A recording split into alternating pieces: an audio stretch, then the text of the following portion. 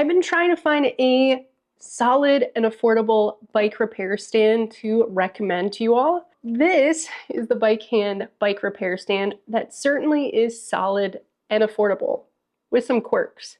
Now, the bike stands I use in my workshop are over $900 since they have an electric assist function for the heavy electric and cargo bikes I work on. A neighbor of mine had one of these BikeHand stands in their garage when I stopped by, and I was pretty impressed with it, so I picked up one off Amazon to review. So in this video, we're going to figure out if this is the right repair stand for you. We're going to go through key features, how it works, my overall review, and other bike repair stands I may recommend for you depending on where you are with your bike repair journey. You can find timestamps below if you want to fast forward. If you're new here, I'm a bike mechanic, a product designer, and my goal is to help folks bike more and worry less. Part of that worry less is having a reliable bike. If you are doing home maintenance, it's really helpful to get your bike up off the floor to do things like replace tires, adjust brakes, shifting, and even just clean it. So here are some of the key features. This stand comes in two different versions. There's an $85 one, which is a max of 55 pounds. This one right here is $162 and holds up to 110 pounds. I do want to clarify that a little bit. Just because it can hold the weight, like 110 pounds, that doesn't mean you can lift it. And I also want you to add in some buffer because it needs to hold your bike. And also, if you're going to be bearing down on it, maybe you're replacing pedals, removing cranks or bottom bracket, you're going to be applying a lot more pressure. So keep that in mind. If your bike weighs less than 35, 40 pounds, I think the cheaper model is totally great to start off with. If you're closer to that 40, 45 pound weight on your bike, or you want to do heavier duty bike mechanic work, I would recommend the heavier duty version. Now the heavier duty stand, when I pulled it out of the box, I was actually really surprised. It only weighs 15 pounds, which is pretty lightweight for a bike stand at this price. It folds out of the way nice and compact by collapsing the head, sliding down the adjustable height, and then folding in the legs. Just mind your fingers when you're folding or unfolding it because you can pinch them. I would say that the lower legs of this are one of the cons for me. The quick release that keeps the legs in place can kind of loosen up with time and allow this stand to fold in towards you when you have your bike weight on it. So you really need to clamp down on this lower adjustment quick release so the bike weight doesn't cause the stand to fold down. And you also don't want to over clamp it because it is a plastic clamp and you don't want to break it. Now the stand can adjust up and down vertically. If you're using a heavier bike, I would recommend to keep it on the lower side just to keep that weight nice and low. It comes with a tool tray, which I immediately threw away because I've seen too many mechanics scratch or dent top tubes by dropping tools off those trays.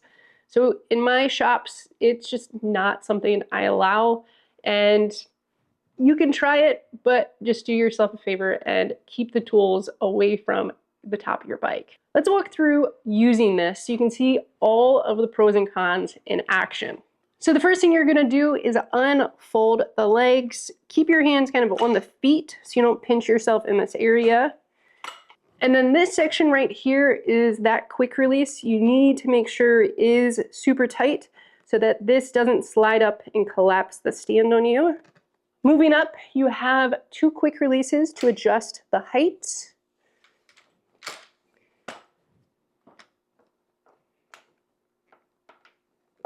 For heavier bikes, I do keep this stand as low as possible and just work off of a stool or a chair. But for a city bike, I can easily lift. I'm going to keep it at chest height, nice and ergonomic. This head is going to snap in place, and there's a lever under here to unlock it, and then there's a quick release to tighten it down. You can adjust the angle of the clamp this isn't something I would do on the fly, as the teeth holding it in place are pretty deep. So before putting the bike in the stand, I try to mirror the angle of my seat post and then turn it one adjustment clockwise so my front wheel is going to hang down a little bit. The clamp that holds your seat post is nice and sturdy with rubber protection. If you have a nicer bike, make sure this stays clean. Or personally, I use a clean towel on mine anytime I want to make sure I'm not scratching a seat post or a dropper post. Now, the second con of this whole stand is going to be the same as most bike stands. Can you lift up the bike into position? So let me show you how I would put up a basic city bike that weighs less than 30 pounds. So this bike is a one size fits most, which means it has this gigantically long seat post. But if this was my mountain bike, I would make sure I have enough seat post showing for this clamp head to get around the seat post without hitting my seat or the frame. But if I do have to adjust it, what I'm going to do is measure from the top of my seat, kind of straight through the seat post, straight through the bike, to the middle of this bolt in my crank arm. I'm going to write that down somewhere, keep it safe, and then I'm going to raise up my seat.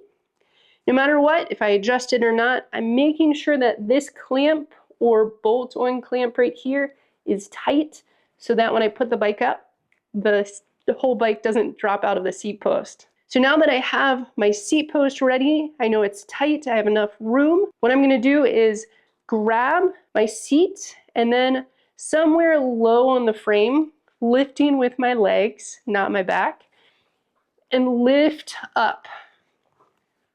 You can either go straight into the clamp now, and with my left hand, I'm tightening it. Now, let's say I lifted the bike for the first time, and this clamp was not open enough. So let me just show you quickly what that looks like. So I come up here, and my clamp's not open wide enough. What I'm gonna do is just hook my saddle right here and open the clamp, and then come back and do it again. And I do that just so I'm not lifting the bike up and down multiple times. But you want to make sure this is nice and tight. Make sure the quick releases here and at the bottom are nice and tight. And now you can get working on your bike. A lot of those tips can work for any bike repair stand, but if you have questions, let me know if I missed something and I can make another video. If you do have a heavier bike, I would say really anything over 35 pounds, unless you go to the gym, I do recommend help getting the bike in and out.